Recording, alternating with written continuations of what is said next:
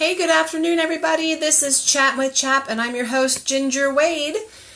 I am going to share with you some law reminders for the rest of the year. So we've gotten through the fall, we've gotten through the holidays. Here we're starting our new year. It's 2024, which is unbelievable.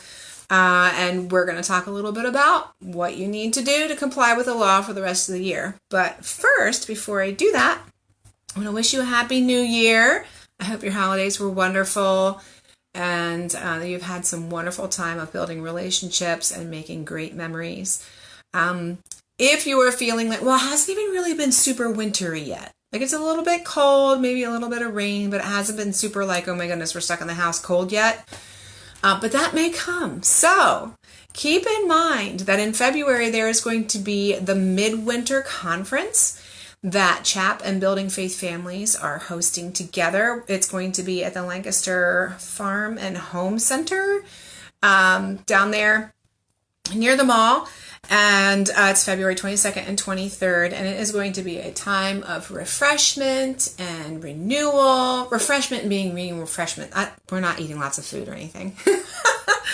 But we are going to be encouraged and helped through the winter. So you can want to check that out. It's midwinter, one word, conference.org. And you can register there. Spouses come for free. That's not children. It's not grandma. It's just your spouse. So anyway, check that out. It's going to be very encouraging. So let's get into our topic about law reminders for the rest of the year. So far, what have we done? So in the summer, we filed our affidavit or unsworn declaration with the objectives, immunization records if necessary.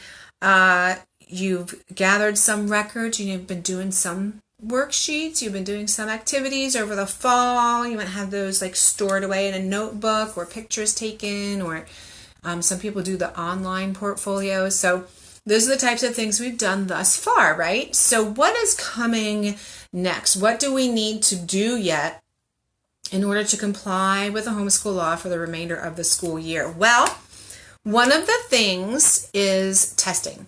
So if you have a child who is in the traditional ages of 3rd, 5th, and 8th grade, now we've talked about grades so many times. As a matter of fact, I'm going to be talking about grades at the Midwinter Conference. If you haven't heard me talk about it, we're going to talk about it. But anyway, so if your child is roughly those ages, it's like 8, 10, and 13-ish, 12-ish, something like that. If your child is around those ages, you do need to do some standardized testing. So we have videos on that. You go out to the YouTube channel, go to Spotify, check out the podcast, look up testing. I just redid our testing video just a very short time ago, so you can look back our feed here on Facebook. Go to the Homeschool Law playlist on YouTube. There's a whole episode about testing and what that's about. But you can check out homeschoolpennsylvania.org too for what the acceptable tests are, ideas on where to purchase them. You can test at any time. So you don't have to wait until May or June to do your testing. You can do it right now. Some tests were actually written to be taken at the beginning of the school year, and some were written to be taken at the end.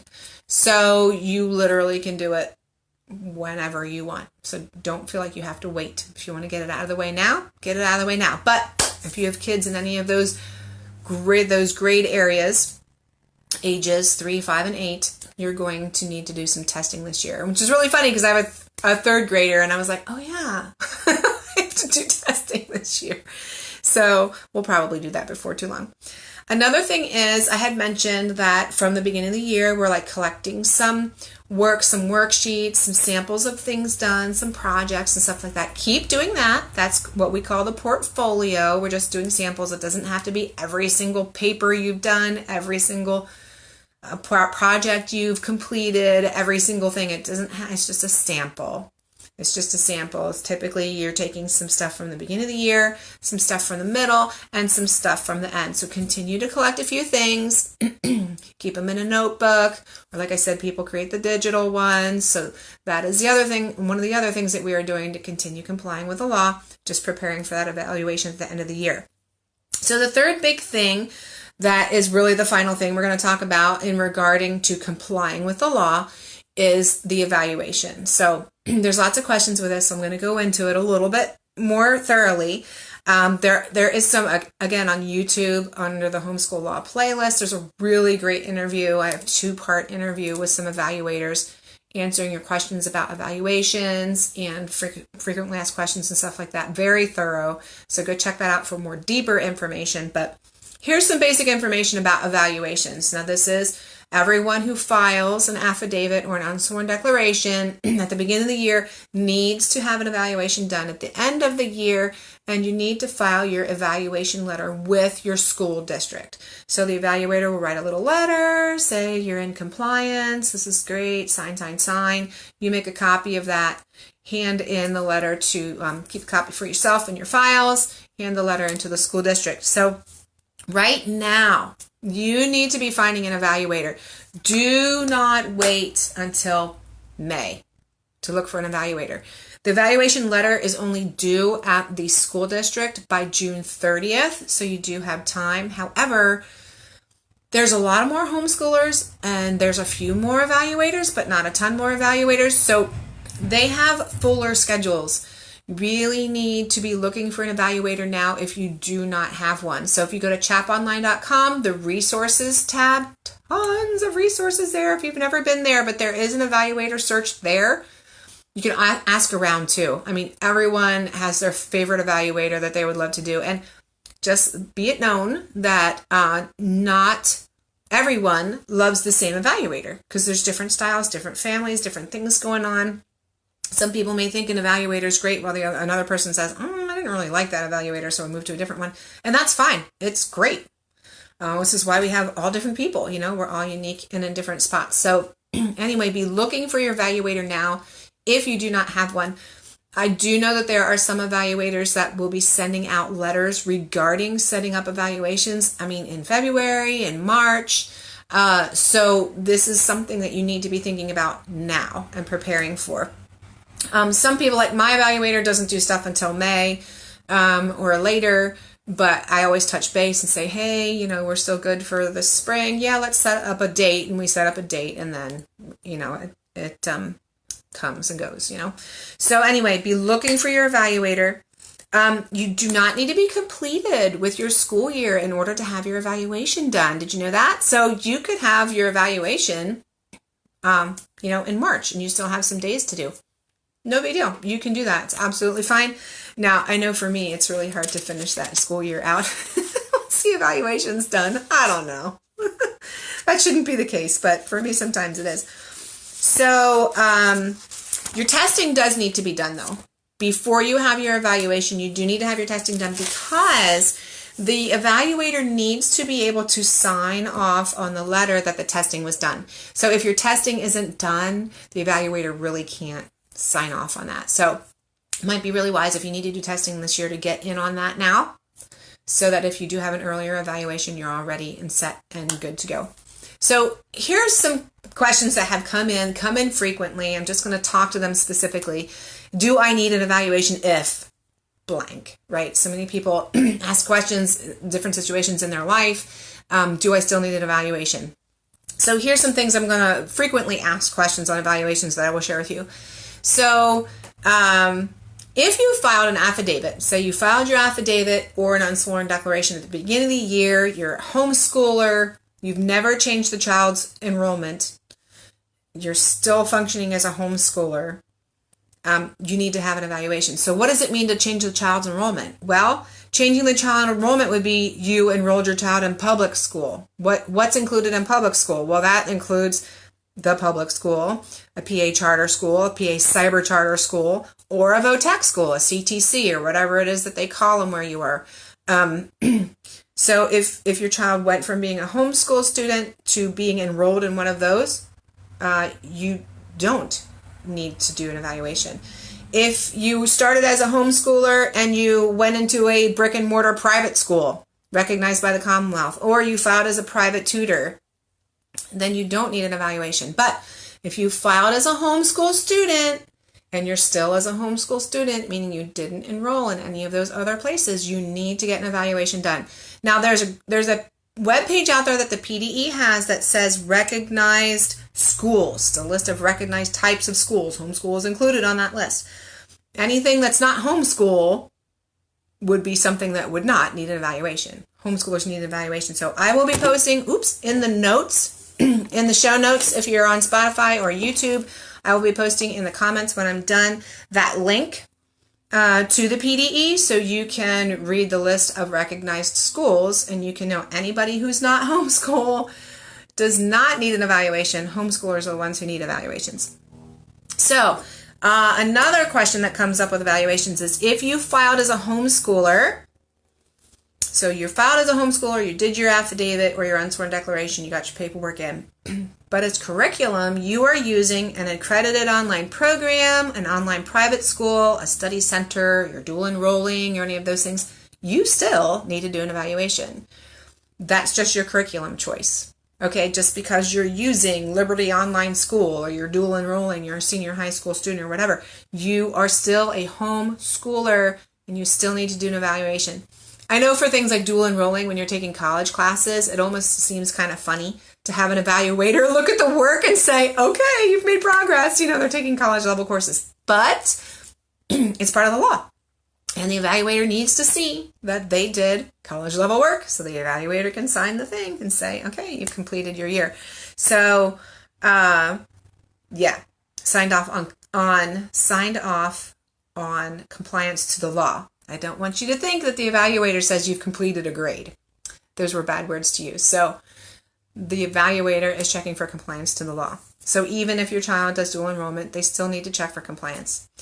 So if you are unsure how to show progress, say you are on an online school, everything's online, or you do a lot of activities where you don't have a lot of written work.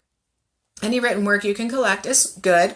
But if you're wondering, how do I show progress to my evaluator? Well, honestly, the best thing to do is to ask your evaluator. What would your evaluator like to see in order to be able to determine if progress has happened over the year? So, and this is going to change by evaluator. So don't think you're going to ask one evaluator and then decide to use a different evaluator and take what this one says to this person, because they might think something different. Every evaluator has the right to set up their thing however they want. So you have to know what the one that you're going to work with wants. So it's important to ask those questions. And you know what? Don't be afraid to ask those questions. They're not dumb questions. They're good questions because everybody is different. So they should know what they need or what they want to see in order to sign the letter that says that you're in compliance with the law. So ask your evaluator. When in doubt, always ask your evaluator, what do you want me to bring to an evaluation? What is it that you want to see? So two other little different things. If you are transferring, say from Elizabethtown School District to Donegal School District during the year, you're still homeschooling, but you went from one to the other and you did the transfer letter, you still need an evaluation because you're still a homeschooler. But say that you were living in Pennsylvania in the fall, but now you've moved and you're now living in Tennessee or whatever. You're not living in the state of Pennsylvania. You do not need to do an evaluation, because now you are under the Tennessee homeschool law. So with that, if you're in Pennsylvania and you're going somewhere else and you're no longer under Pennsylvania homeschool law, then you do not need to do an evaluation. So you also do not need to do evaluation for partial years, only when you complete your year as a homeschooler. So hopefully that answers some of your questions. Those types of questions always come up with evaluations. So if you have filed as a homeschool student, yes, you need an evaluation. The only way that changes is if you have enrolled into something else midway through the year or moved out of the state.